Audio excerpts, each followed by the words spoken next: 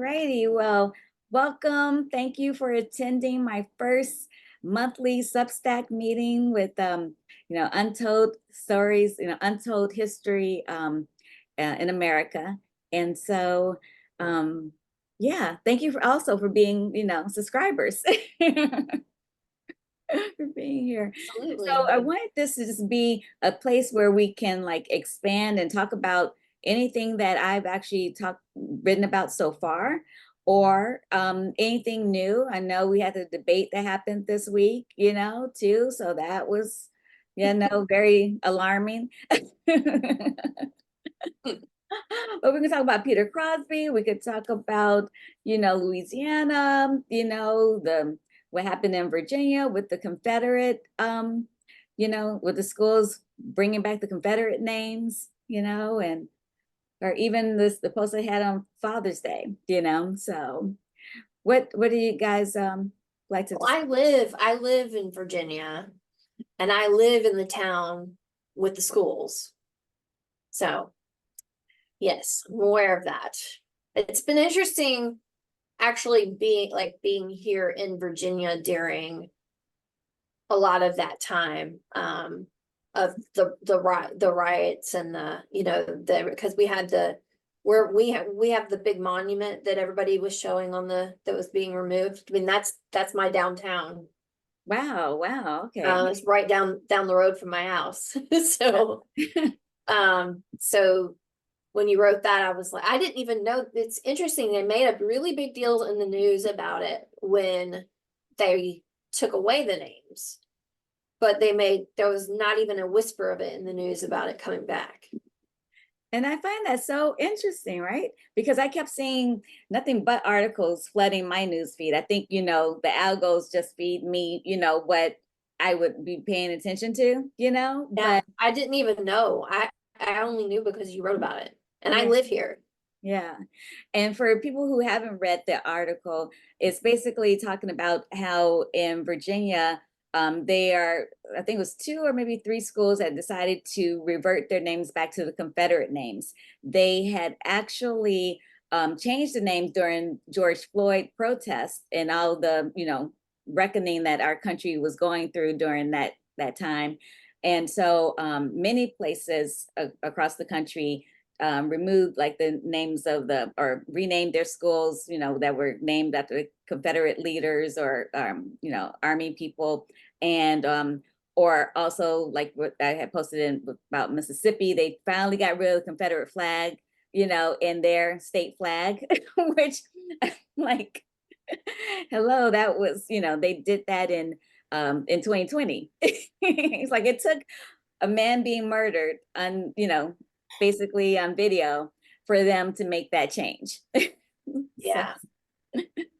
I I want to say just as I continue in the group, I have such a hard time reading the news and keeping up because it's so painful and awful, and yet I want to be informed, but I also want to be like I'm also so shocked by all these things. So I'm excited about this space that you're creating, Danita, because I think it's going to be a place for me to also learn about things that are gentle, in a gentle way. Sorry, learning about. But the first thing that comes to mind is Germany, which has like banned Nazi, paraphernalia, and has made really strong strides to their past, and they're doing that, and there's still people are trying to, when they immigrate now into Germany, they have to pledge like certain, like they're not Nazis or they don't believe in stuff. That same type of thing, it's like it's so insulting and just horrific that people are like trying. It's just blatant aggressive racism is that those like, no, we're going to keep Confederate like flags and those statues and those names, and the same thing with the Indian, some of this American Indian historical stuff. It's just so mind-boggling that and Harry, my husband, does sound, and he's on these different television shows, and he would travel all over the country and be in people's homes. And I would say things, and he says, "You just don't know your country," because he's traveling more like in the middle of the country, and he just says, "You don't know the country. You don't know who your people are." Because I'm just West Coast, East Coast, like kind of living in a little bubble, and I don't want it. I don't want to know about this suffering, but in fact, there's no way you can help if you don't know about it. So I don't know. I And think being educated about it is helping, right? Like, because I feel helpless because it's like, what can I do? Well, being educated and having resources that I'm pulling from that are the right resources and getting correct information versus incorrect and wrong information. I was raised in Alabama. We were just talking about this on our other call, on another call, but like in the 90s, we had to hide my cousin in the bottom of the car to come home whenever she would visit because she was adopted and she was of color. And they would have KKK rallies down the road from my house in the 90s, 1992, 1993. And we would have to hide her in the floorboards of our car just to drive to our house. And you could see like they were burning crosses on the sides of the road, and you could see who all the people were because it's from a town of 200 people. So you knew who they were. But like, it blows my mind that that's an active memory for me in the 90s. Absolutely. And people act as if this was such a long time ago. All of this stuff is still, going on, Mm. and there has been a resurgence, I feel like, with the person that should not be named, and with him, I feel like he, fed into their About fuel, money. you know, It's all about money and all power. about money and power. Yeah. And so, They and so have the that's what I, money and they had the power for the longest amount of time. And I feel like a lot of the decisions that are made, because I live in Richmond, I live really close to DC. So I see a lot of the politics in a different way than the rest of the country. And it was really eye-opening when I moved here. To see DC in action is very interesting. Mhm. And it's amazing how much of it doesn't come down to the actual morals or the issues. It literally comes down to who has more clout, who has more money, and who's the loudest voice. Yeah, yeah. It's crazy. April, you have anything to say? I always have something to say. um, what both Michelle and Lisa said just reminded me of how I felt during the time of the presidency of the person that we're not going to name. And I thought, I think this is great that this presidency is happening. So we can actually have a wake-up call and That's say, what I thought too. no, Yeah. this is still going on. No, yeah, okay, 1940s, 1950s, all that, yeah, it was going on, but it's still going on right now. And we needed to know that. And Mhm. that wake-up call is what we need in order for change to happen. So I although it was a tough time, and hopefully we won't have another tough time. But at least now we know, because knowledge is power.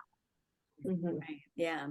It really shed a light, um, because one thing I always said, by being a kid of the 70s, and I was mentioning this to Michelle earlier in another call, was that I remember, Cicero, Illinois being a sundown town. And even in the 70s, sundown towns was basically you could work there, as a person of But you had color, to leave. but you had to leave by sundown. You could not be in By that. the way, I forgot to tell you earlier, that was my town, by the way. The town I grew up in was Yeah. that way. Yeah, it's crazy. And so when I was a little girl and going over to one of my cousin's house, who doesn't live too far from Cicero, because it's right on the border of Chicago. It's like, you step right, it's just like one line over. And so we were so aware to not play down that far because of it being known for as being a sundown town. And even in the 70s, I remember people's garage, anytime a person of color wanted to move, in or had moved in, they had, burnt like their garage or burnt their garbage cans and things of that nature. And so when the 80s came along, I was like, what happened to all the races? I don't see anymore. I'm like, did they just, I know, what happened to all the people from the, the 50s, 60s, and 70s that I knew that were very active in their racism. And so, but it seemed like everything just kind of died down. So when, you know, this other person got elected, as president, then it's like, oh, they felt free to come out and speak, their truth, which is very hateful and painful and so forth. But yeah, I do agree. It really put a light on the country and to bring like a somewhat of a reckoning, but it's sliding back because after that happened, like, so they're like, okay, well, was it so bad having these names up? Was it so bad having these statues up? Yeah, it really was. So, Yeah, Monument Avenue is a feature street in Richmond. It's kind of what we're known for. And that's what was on the news every single night was because it's a whole, you drive down Monument Avenue and there's monument here, monument here, monument here, monument here. And it ended with the big, I think it's Stonewall Jack or whoever, the one on the horse. mhm. And so like that area is still blocked off. Like they only just recently pulled down the concrete from barricading that area off. But yeah, also, as much as things were like taken down, I felt like it felt like a pendulum. Okay. So, because it was like a certain person was president, not the one we're not trying to name, but someone before. And since we're not naming presidents, I'm just not going to name him. But we had like this, I feel like, really progressive president who advocated and made so much change for our country in a positive light, followed by the opposite. And so it was like you had this like pendulum effect of like, we're making so much progress, and then this other one came in and just like killed the progress. And so you could really see that, especially where I live, because we had a lot of progress. And then now it's like, I mean, 2 doors down, I have a neighbor with a Confederate flag in their yard. Yeah, yeah. And that's part of the reason why I started writing about Peter Crosby in this time period. And the reason I just don't say Cheeto's name because I just don't like, I call him Cheeto. But when Barack was when he was running for president, I started seeing all of these hateful things starting to come up even before he was elected. Yeah. And I happened to, I think around that time is when one of the Henry Louis Gates documentaries was on, he does the PBS, Finding Your Roots, and a whole bunch of other incredible series regarding, race relations and just African-American culture. And there was in one of these documentaries, he showed a picture of some of the Black congressmen during the Reconstruction era. And I was like, who are these people? I've never heard of them. I've never seen these people before. And I had, taken, African-American history class in college and so forth.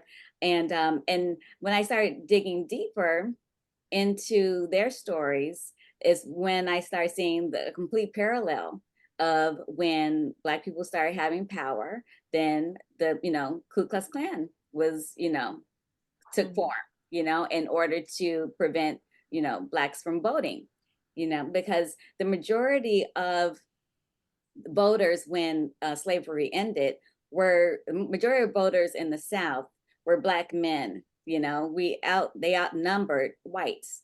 And they voted in, a lot of Black people into Congress, and then from that point on, that's when, all the different groups, the Ku Klux Klan, and then there's another group, and I'm blanking on their name right now, that formed that was more even open, like, with the Klan, they always wore hoods. But this other group was very open. They did not even hide their faces. I have to get the name, but for some reason I'm blanking on their name right now. But that was the catalyst for for all the terror that happened in our nation at that time, and that prevented Black men from ever, being elected in for a long time. We went through decades of terror, domestic terrorism, so. Just to add to that, think about all the amazing Black men and women who, well, mostly Black men who were put in prisons and jails. Those people were just, they were totally, we didn't have access to their leadership and their skills and their talents because they were just, that's another way that it all just put them in. Exactly. That wonderful documentary that Ava DuVernay did, the 13th, on the 13th Amendment. And it just showed how that just perpetuated the whole prison system, and just kept continued slavery to continue, in a different way, in a different name. Right. Mm-hmm. Yeah. Prison profit. Yeah, exactly. Just like the medical, I mean, that's a whole side thing, but the medical world, medicine for profit, everything, hospital for profit. Absolutely. Read. I also, side note, don't know if I told you and Lisa this, it's not something I'm proud of, but it is interesting. I'm not proud of this. I just want to state that outright. But my grandmother, she made sure, she passed away when I was very young.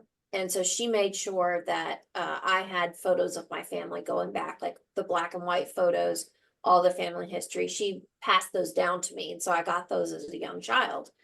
As an adult, I wanted to make them all digital so I could have, see all of them on the computer. So I set up a system and I scanned them all in and made them digital. I'm getting done. I'm at the end of the project. I flip to the last page of this book and I open it up and I still have it. I'm not going to show it because I don't know that you want to see it, but it's a picture of my mom in a Klu Klux Klan outfit at the age of probably 7 or 8, with my grandmother standing behind her, smiling really largely, in front of a sign that says a lot of things I can't repeat. Yeah. Wow. And I was just shocked. Yeah. So I was like, this is my mother, not that I have a relationship with my real mom, but it's, wow, this is like my direct relative proudly showing this off. Right. Yeah. How did that make you feel? Because I mean, like, I know a lot of times when I see, especially on Finding Your Roots, when they realize that some ancestors have been, part of this whole thing, it's. Being from Alabama, I feel like, I mean, I was raised in that. So it's not shocking. It should be. But again, I had to hide my cousin in the bottom of the car in the 90s. So it was sad. It made me sad that they were proud of what the sign said behind them, because it compared people of color to dogs. If that gives you an idea of I just don't want to repeat what it said. And that's what got me a little bit more, was just that they were proud of this comparison of like, that they put those two in one sentence, saying none of this allowed and none of this allowed, and compared those two things. So it was more the seeing that on the sign outside a local bar at the time, and then seeing her in the costume. It was just, why is she in this costume? It's not Halloween. Right. Yeah. And she was a little girl at that time. Yes. Yeah. And so you think, and thank you for sharing.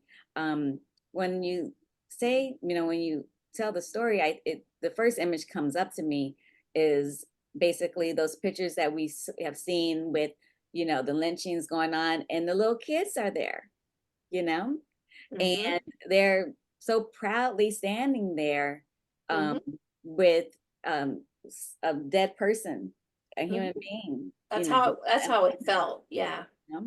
It's just really, it's jarring. It's jarring to realize it doesn't. I feel like when you grow, or for me, when I was growing up, that I thought those things were so far back in the history of time, right? Too far away. Yeah. But then as I'm getting older and older, I'm seeing that was my mother. That wasn't super far down the line. Mm-hmm. So it's interesting realizing as an adult that we were taught to think that it was so far out and we're above it and far away from it when we're not. Right. Yeah, absolutely. That's one thing I keep trying to mention to a lot of people is that I was raised in a household with my great grandparents, and they were born in the late 1800s, and my grandparents were, you know, born in the the teens, 19 teens. And so in the rural South at that, rural Mississippi. And so I think about them, what they may have gone through or what their experiences had been. A lot of us, my family left Mississippi, during the Great Migration, that was happening in the 30s, 40s, and 50s. Because of all the racism and all the terror that was, still happening there, especially in Mississippi. But I try to let people know, like, hey, that wasn't that long ago, because I knew my great grandparents, you know. Mhm. I used to caretake for my great grandfather. Like, I mean, I was 10 years old, but I was giving him his medicine when I came home from school, and making sure he had his dinner, while my grandmother was out working, So yeah, it wasn't that long ago. And there's still, as we can definitely see in today's climate, that people still are, have a lot of these same beliefs, I'm grateful that we've come so far, but you know, there's still ways to go, you know, so. Yeah. Well, yeah, um, I'm also from, have you ever, there was a movie that was made about this couple that lived in Virginia, the Loving, their last names were yes, Loving. I've seen, I think April. That's a powerful one. Yeah, Yes, it's a great one. Yes. April and I have talked about that film quite a bit. Yes. That was somewhere around here where I live currently. Um, so yeah, shall we move? Okay, it's been halfway in. Shall we go on to another subject or topic? Or let's see, last seen ads. What did you guys think about that? Or did you read that one? I haven't had a chance to dig into it, so I'll let the other two discuss. I haven't dug into it. I saw it originally when you were showing them to me, but I haven't seen. Maybe if you put it into the chat, I Sure. can I was even. looking it over on my other monitor. And basically, that's the one where after we well, actually, what I found out too that was interesting, because I didn't know it had started before slavery ended. But when I read more on their website, and I will throw this into the chat, when let's see here, Oh, that's sad. um, they let's see here.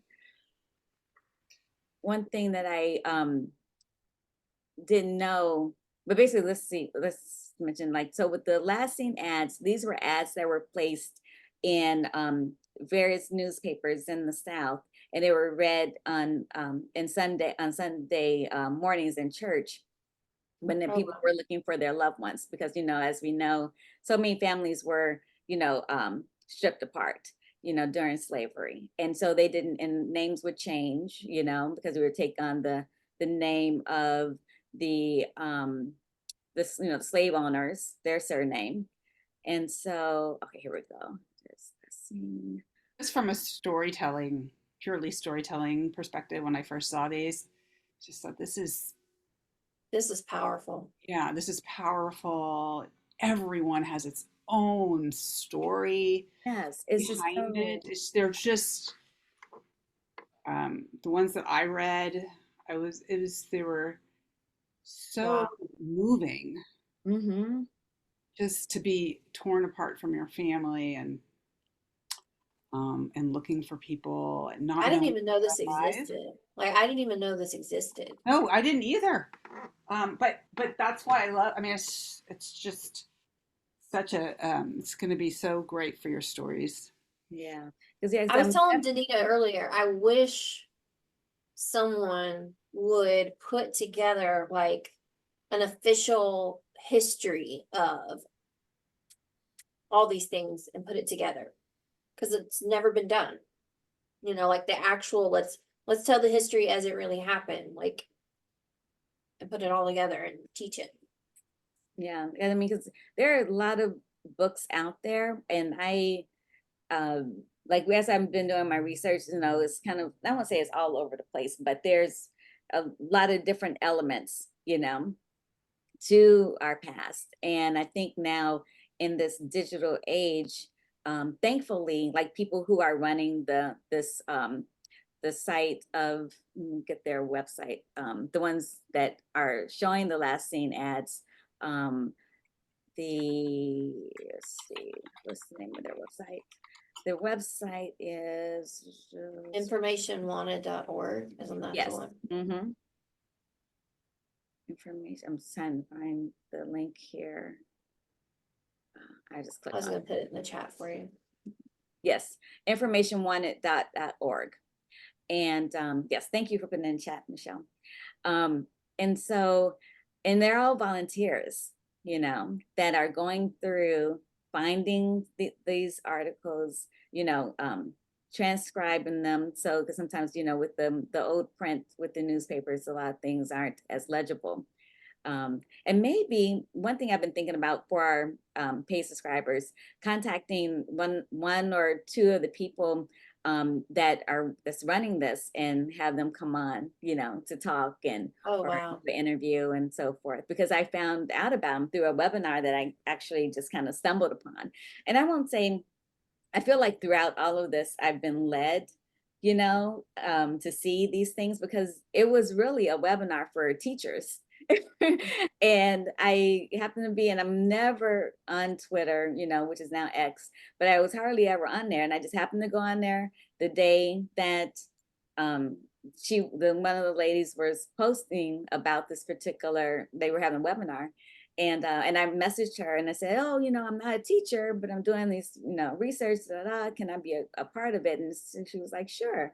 So, and I was really moved by all the people that were participating in the webinar. They're you know, teachers of all different grades, and to know that they are starting to teach this in the classrooms, you know.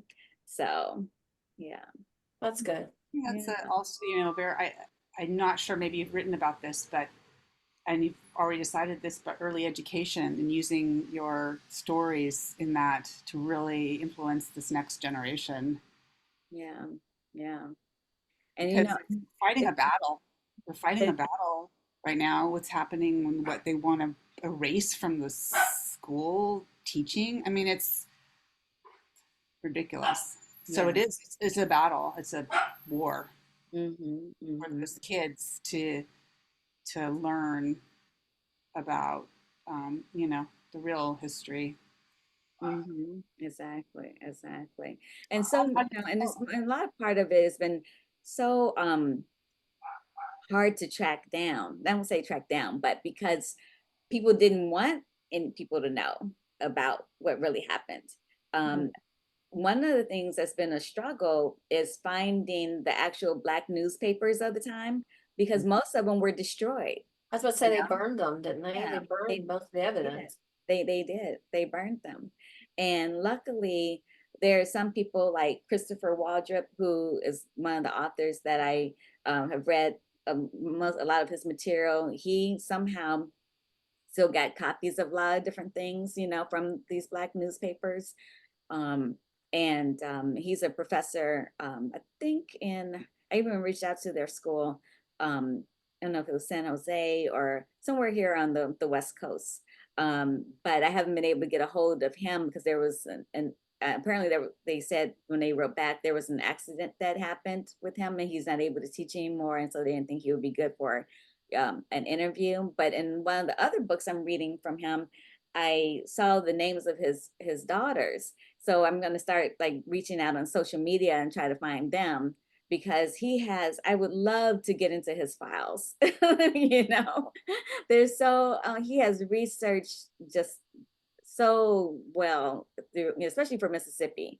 He really did incredible research for all these, people. So, yeah, yeah. It's like I mean, this is like from my looking into the people who passed away, it's like they're in their graves, or maybe they didn't even have graves, but wherever they were landed after they died, their like hands are reaching out like, tell my story, tell my story, Yeah, that's I feel like that's the like image that I keep seeing, like, tell my story.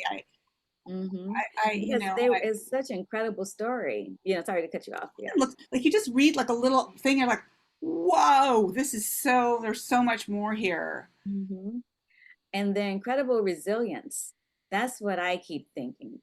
Like with Peter Crosby, not only did, the massacre happen, but then after that, then he, got shot in the head by one of his deputies. And, he didn't stop there. Like I originally had thought before I did the bio for the enslaved.org, I really thought his story pretty much ended there, but he kept going. He went on and had children, He just is, it's amazing.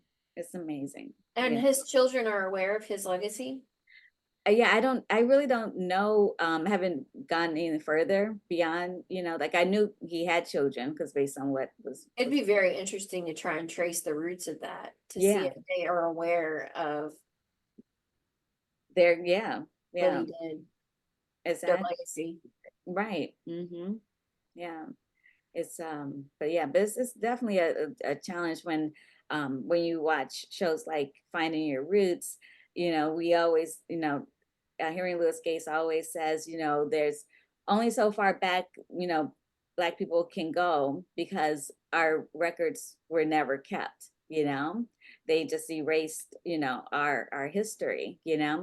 And it's always so disheartening when you see many times where, oh, people can trace people all the way back to like the 1400s or the 1500s, and ours just, we really have a stop, in the 1800s.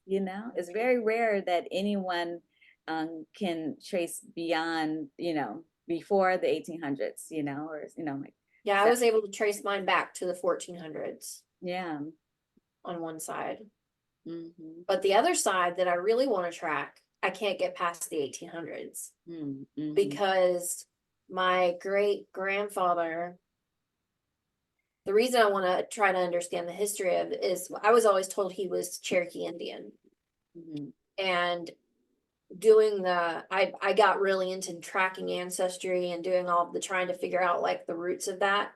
And it's really difficult because, like you said, they destroyed the records. And also, when they would report for the census, they would a lot of times not write the correct thing on the census so that they weren't classified as a certain thing, so that they didn't lose certain rights. So yeah, it's difficult to track. Mm-hmm. Yeah, but different in a different way. This is for Cherokee Indian heritage. I know that's different than mm-hmm. But it feels like if you weren't white, right, it didn't get tracked. they did exactly because they didn't care. They felt it didn't matter. Yeah, So crazy. Yeah. April, you're pretty quiet over there. I'm sorry, Lisa. Go ahead. Oh, no. At Berkeley, I studied with this professor, and I don't know if I told you about him, Professor Litwack. He was very famous. Died in 2021, but he had taught African American history, and it was really a very popular class. He was very smart and very charismatic. But I just went on at UC Berkeley to see, if because he might have just access to, or his legacy or whatever. He just taught these classes that were so profound and really had a lot of information packed with information. So just kind of, if you were going through his reading list, or maybe even at Berkeley, they do have some of his research files. I don't know if he wrote books or whatever, but I just think he's another researcher that might be good for your list. Okay, yeah, let's talk about that for sure. Professor Litwack. Mm-hmm. Okay, Danita, I think you mentioned my name. I'm here and I have something to say. So, and I know you were, I know a lot has been said, but I was one of the things that stuck out to me was you were talking about how you kind of stumbled upon that seminar webinar for teachers. But Danita, you are a teacher, Mhm.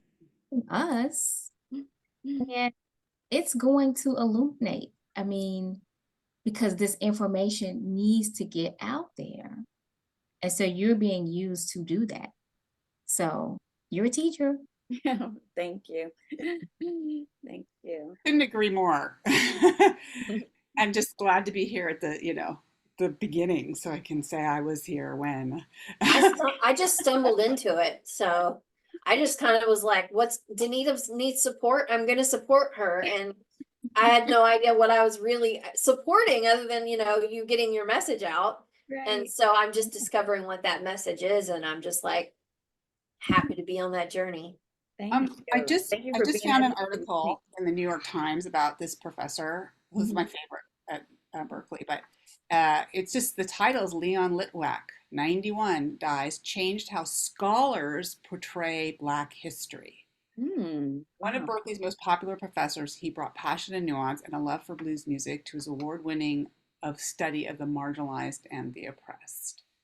So it's I mean, obviously I haven't read the article, but uh, in his book, North of Slavery, The Negro in the Free State, 1790 to 1860, he wrote that in 1961, Professor Litwack illustrated how racism had structured institutions and relations in which Black and white people were supposedly equal, at least in popular memory. Anyway, I have a feeling that there must be his archives there, you Right. know?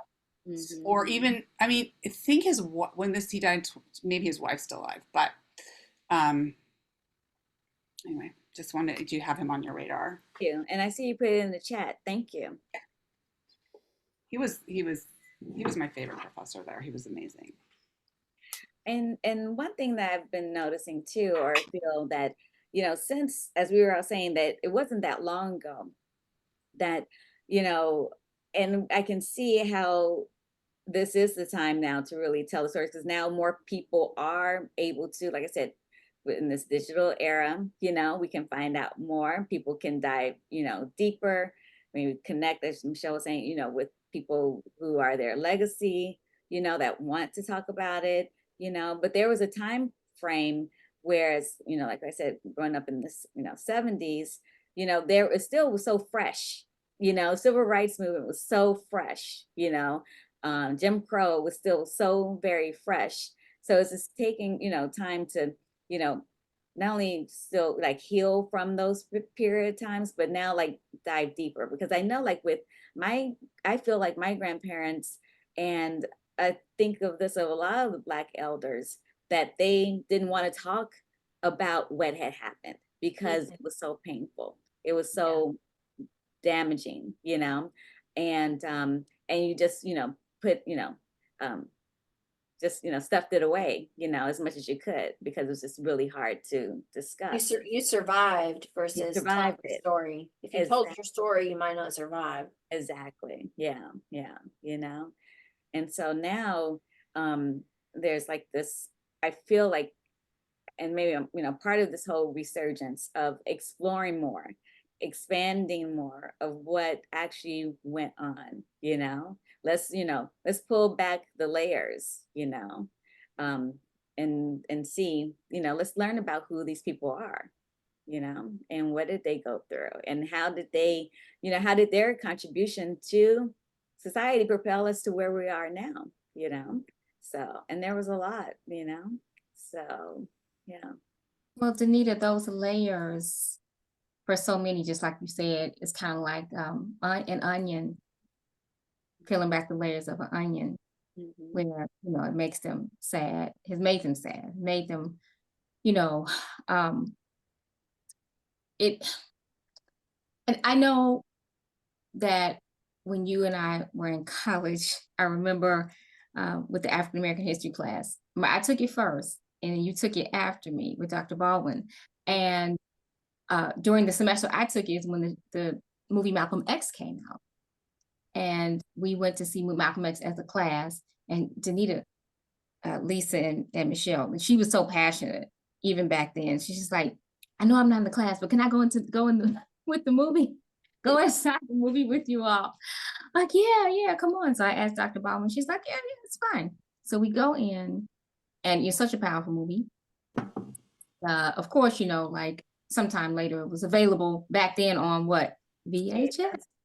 So my mom, when I was so excited to like show her this movie and brought it home and put it in and we're watching it, and she's just like, I can't watch this. I live this. I can't watch this. And I'm like, for a moment, like for me, like it was just exciting to see this movie over again. But what I didn't realize was she was seeing her life, Pain. parts of her life, growing up also in Mississippi and living this. Yeah. So I'm so grateful that you are taking a lead in bringing all this information forward. And yes, it may seem like the onion, where we're peeling back the layers and crying a little bit, but it's okay because onions, in my opinion, taste really good. And we need to know this information so that the generations that are now can know, because many of them, they don't know. And the only way they're going to know is in environments like this. And they need to understand the impact on how society is now and how it was back then. And what they can do to eradicate racism, discrimination, and all of that. They have the power to do that. But they probably would feel more empowered if they had this information. Absolutely. And to understand too, like, again, by us coming from the generation that we're, came from, how important it is to vote. Like, no matter what, we will vote, and I feel like with this new generation, they don't get the importance of it. They don't feel like their vote matters, but it really does. It's, it, their voice matters, so hopefully, with this platform, I can, illustrate that and show what people, at what lengths they went through, to make sure that they were heard and accounted for, so to make a change. If anything, I mean, people vote because look how, like, for even women's rights, it's like, look at all the women who had to fight. They fought, like, just out of respect, even if you feel like it's not going to matter. Just out of respect on it. just respect, like, you can vote now. So even if you feel like it doesn't matter, it's like, I live a night, my grandparents were immigrants, and I do think about that. Like, my grandfather was a butcher and they were poor, and my grandfather used to bring meat home and give it to the sister that no one talked to. And I think about that, like, they did a lot of things that were, and here, okay, so I don't want to, like, the kinds of things that how I get to live my life. I get to go to graduate school or whatever. That is something that they didn't get to do. And I think, God, just out of respect, for what they did and how they suffered for their next generation. I don't feel like this, I don't know. I don't know. I mean, I just don't see people thinking in that way. Like, we're doing things for the next generation, like our grandparents did, It's like, we're doing things so that we can pass it along so they can have good lives. That's an attitude that people I don't know if parents talk about that now, and I'm not talking about maybe our generation. I'm even talking about the little bit younger, I just wasn't aware until, certain things started happening in society, because I was indoctrinated into all that as a kid. That was just the way you grew up, and then, I mean, I remember the day I realized my grandparents were very racist, because I was recalling childhood stories and laughing about it, and then looking at the story and going, wait, what? That shouldn't be funny. that was racist. You know, like I had no idea until certain events started happening in the news. And I was recalling like working through my memoir and, you know, working through some of my stories and um just how much race had to do with certain elements of my childhood that I didn't even know were being impacted at the time by that. It's just, and then as an adult in my 20s, like I was at a concert just recently, and it's actually my early 30s, early 40s. I was at a concert recently and I was having this amazing conversation with this lady next to me, and she was there with her daughter, who was about my age. She was a little bit older, and so it was kind of different for a lady of her age to be at a concert like that. And because it was kind of a younger crowd type show. And so we engaged in conversation and we were talking, and she's like, yeah, I love that I can come out and be with my daughter, but you know, if my son left the house, I'd have to be at home. And I didn't understand what she meant. And she told me, she was like, I live in fear every single day when my son steps outside the door. Because I wait at home with bated breath to see if he's going to make it home. And she was talking to me about the difference between how she has to protect her daughter or protect her son. And I was just like blown away because I just couldn't even comprehend that this is something she has to worry about every day. It just never would have crossed my mind. If I had a child, that would never have been, I wouldn't even thought of that. Yeah, yeah. Why would you be afraid for your son to leave the house? Like that blows my mind. Mm-hmm. I don't know if that's making sense, but Yeah, no, it does completely. You know, as I remember going back to George Floyd, you know, when we started having more conversations, more open conversations about race and so forth, and our experiences here in this country. Because most of the time we don't talk. Most Black people do not talk about to anyone that's not Black, you know, or Latin, you know, because you know, Black and Brown people have a lot that's of, why I was surprised she was sharing you this know, at a concert.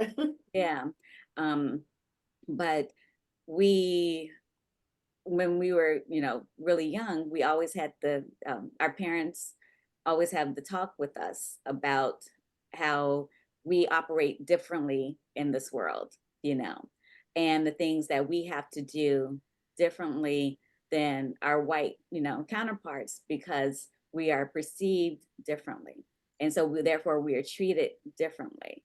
And Mm. so, and those things are, I remember, shoot, I think I was probably as young as 6 or 7, you know, making sure that those conversations were, you know, were given to me, you know, growing up, you know, and so Wow. you were always afraid of the police. The police were not your friend, you know, they were not someone to go to for help, you know.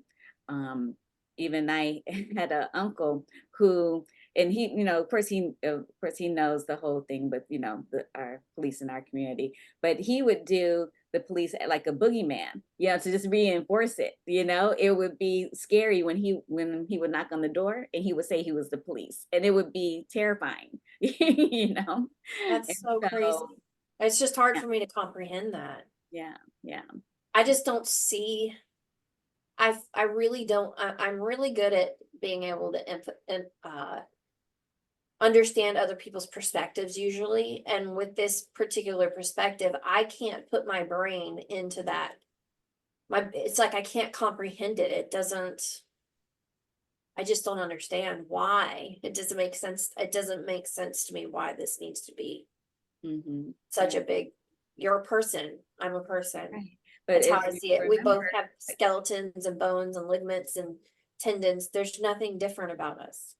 but when you go back to even the photograph that you found, you Hmm. know, and the comparison, you Yeah. know, to us and dogs versus being human, we were not looked upon as being That's human, you know, and that played is a systemic, you know, problem across the board. You know, that played into our whole medical research and how they treat us medically, you know, thinking that we can withstand pain more so than other races, and it's across the board. It has affected everything, social, economically, you know, it all goes back to the slavery system. It's funny. I almost put in one of my articles. I know everyone's gonna say all roads lead to slavery when I'm talking about something, but a lot of times it does.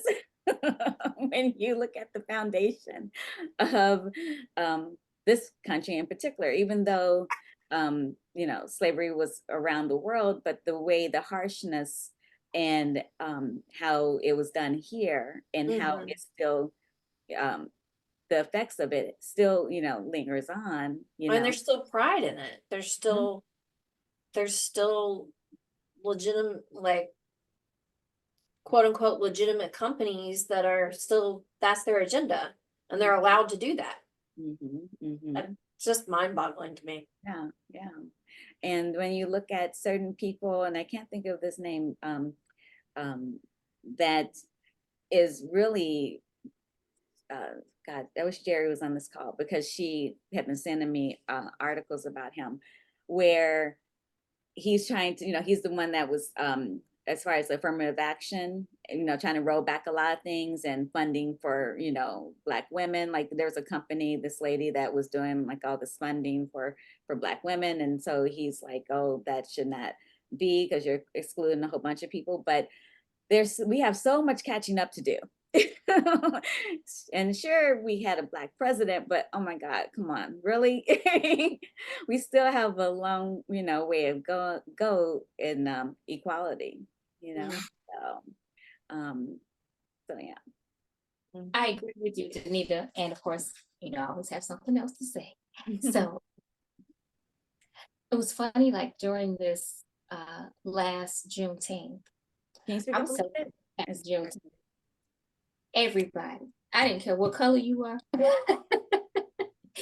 because um, what happened was real.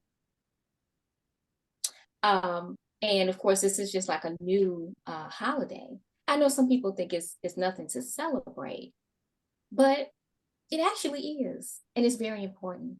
So just even shedding light on that as well. It was just it made some people even feel uncomfortable, but that's okay. Sometimes these conversations that Danita you're gonna have, it's gonna make some people feel uncomfortable, but that's okay, because we need to feel uncomfortable sometimes. That's again, the road to change sometimes comes with uncomfortability. So yeah, I'll say it here because it just happened. Happy Juneteenth, Michelle. Happy Juneteenth, Lisa.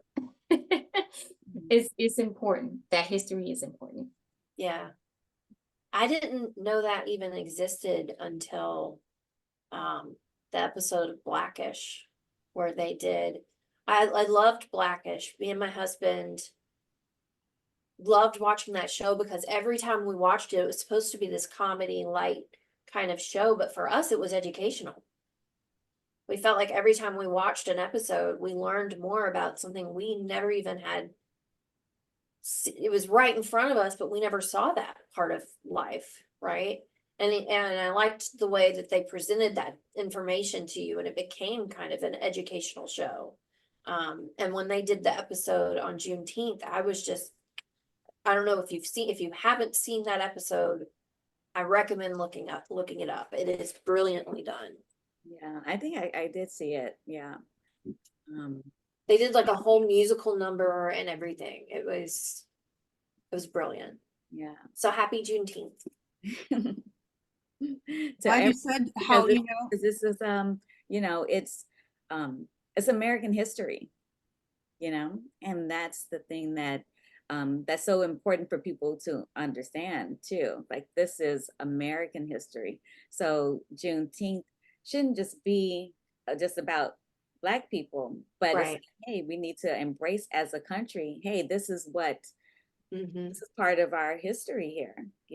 We need to acknowledge that, and that this is what happened, um, and moving, forward, we need to acknowledge it. So Mm-hmm. yeah, Thanks for bringing that up, April. yeah. Yeah, I appreciate also knowing you can say happy. I mean, you don't know I what to. didn't know if you were allowed to say that. That was the other thing. Like, I didn't know what the etiquette was for, or what is the etiquette for acknowledging that holiday, because it's so new and I only know so much about it. Happy So I June, didn't know like like how to acknowledge it and how to celebrate it. yeah, it's Happy Juneteenth. It's like Happy 4th of July. It's Okay. independence from slavery, basically. Or at least for the people that did not know. Because as growing up, we never did celebrate Juneteenth. There was a new thing for me, even learning about it as I got older. I knew, of course, about Galveston, Texas, that they were the last ones to know, but I Mm. did not know throughout all these other years that there was a term, a phrase, Juneteenth. And then I know other people, a lot of other folks definitely have been celebrating it for decades. So, Mm. yeah. Yeah, even what you said was just very powerful about in Galveston. They were the last to know. So that means they didn't know. So they were still in slavery. Mhm. They had no clue that they were free. Right. Mm. So it is, Lisa. Yes, it is Happy June. It is. Yeah, I was going to say, so how would one celebrate that? What is the way to celebrate? Is it kind of like 4th of July? We do cookouts and we I mean, say that's Happy not the Juneteenth and expert on that, but I just, I would treat it just as the same. Like one thing that I know that what I've seen our community do is, have, different cookouts or, you know, events, just like the 4th of July, that makes sense. And I'm asking simply because I want to be Oh yeah, knowledgeable. no, of I course. hope that didn't Yeah. come off Oh no. disrespectfully. Yeah, no, not at all. So This is just so interesting. If I might add, I took, and Danita knows this. I took a 8 week, very intense class, anti-racism project, and it was very educational and eye-opening. And there was a lot of diversity. Although the people didn't take the class, we didn't see any, the white racist South people or whatever, uh, men in particular. It was really um, a more progressive group of attendees, and all of us eager to learn and be better, um, and do better. And that was painful at times, but sharing some stories and saying, wow, I think I said this and I didn't mean to, or what did that mean? And how do I Mhm. do this? And I want to improve on my anti-racism journey. And Yeah. the thing is that I think there is a fear of hurting people if you're going to have conversations. Like, wait, I want to learn about this. Oh, I'm embarrassed that I don't know, And but what I really appreciate, Danita, is you're creating a safe space, and even safer than this anti-racism project. I mean, it was in times it was quite brutal.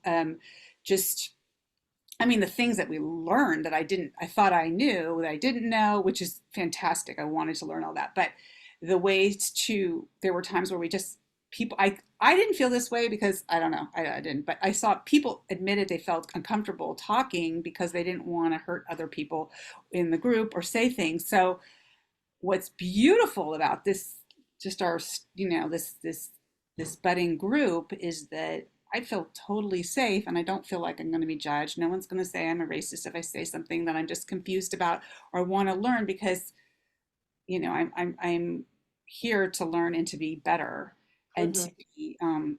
see how I can be helpful, or just contribute in Mm. whatever ways. And most of all, I just am so in love with Danita's project and the I like her power. approach. I was telling her that earlier. The way that she approaches it, it does create that safe space, and it doesn't come from this.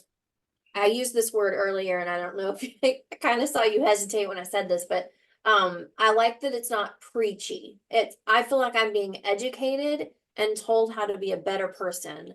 I'm not just being preached at, if that makes sense. I don't like that word either, Danita, but it was the only word I had at the time. But no, but and thank you for that, because that is my approach. I really, am trying not to come off in a preachy way, or even necessarily And you don't, judging, you don't.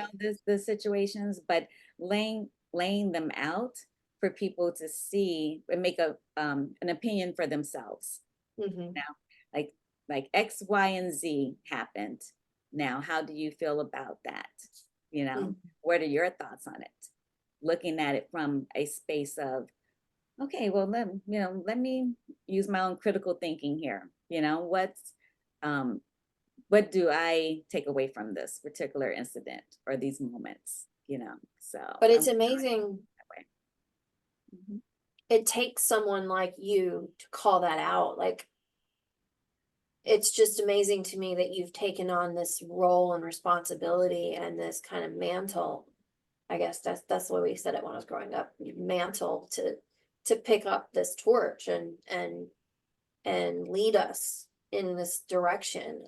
Not just your average person could do that. Like, I think your approach and who you are as a person is what makes this even more beautiful. I think that's kind of what Lisa was trying to say as well. Yeah, Thank I you. was going to say, I called earlier, so I know you've been called to do this by God, and so you're like the Harriet Tubman, Moses, somebody just leading people to the promised land of, It shows. equality and love and kindness and respect, and so I do think it's like a calling from God, and I'm here to support and to learn, and so I just thank you. And I did want to say it's so interesting, like with Michelle and Michelle having this like completely Southern experience. I'm learning about it because it's so different than my experience, which I think Danita knows a little bit. Like my elementary schools and up until high school were, considered pretty diverse in Oakland. And I had friends who told me like, we're little kids. So they're telling me as my little, as a black friend to a white friend, they're saying, oh, I can't do that or this. I'm like, what?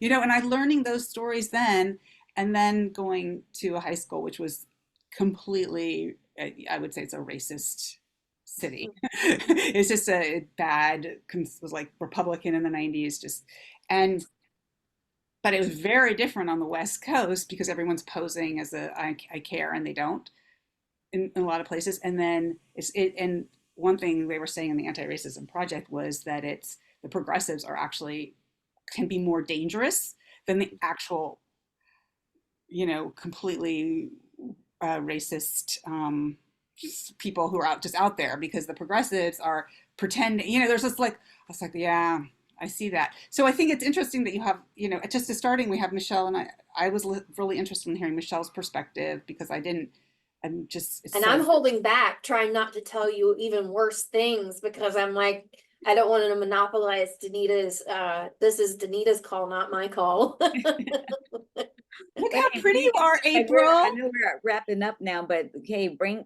the stories next time too, so. Yes, I have stories too. It's been and thank you for being so generous though too, and sharing, because not a lot of people would, acknowledge that, I think because I already have a relationship with you and Lisa, plus you guys know I'm an open book. Right, yeah. I don't really hold anything back. I don't like people that aren't what you see. So what you see is what you get with me, But I think you definitely created a space where I felt comfortable to share and didn't feel like I would be, if I said something wrong, that I would be judged for that, or if I acknowledged that I was raised to be racist, that I wasn't going to be judged for that, Yeah. So yeah. I know your heart, Michelle. So, and you too. So, oh, thank you. and of course, April. Well, thank you. But wow, it's after the hour now. So I just want to say, unless anyone has anything else to share. I mean, April came on camera at the end. I feel like she's got something to say. I came on camera just because I'm done getting myself ready. Okay. So I'm getting myself ready. I have an event to go to right after this, so I was getting myself ready. But yes, I do want to say that I do appreciate this environment, just as Lisa and Michelle. And I really feel like this is something big. I think this is something really big. Yeah. And like I think like Lisa mentioned before, I'm just kind of glad to kind of be, you know, in the foundation of it. Because it's so important and it's so needed. And to need it, it's right on time. Mhm. Yeah. It's right on time. What this world needs is right on time. So yeah, I'm just glad to be connected to this project. And yeah, so I'm excited. Yay, Danita. Thank you guys. And thank you so much for being part of the first meeting of Untold History. I got, you know, I'm blumbling on my own title. And now I'm like, you need a theme. We need like a little theme song or a like dun dun dun. History's Untold Stories in America. Yes. Be relentless. We're here to Yes. support you. Don't, you know, Yes. be relentless. Keep moving. We're I mean, and you know my skills, so we can always talk about how I can help. All right. Thank you. Thank you. I'm gonna end the recording right now.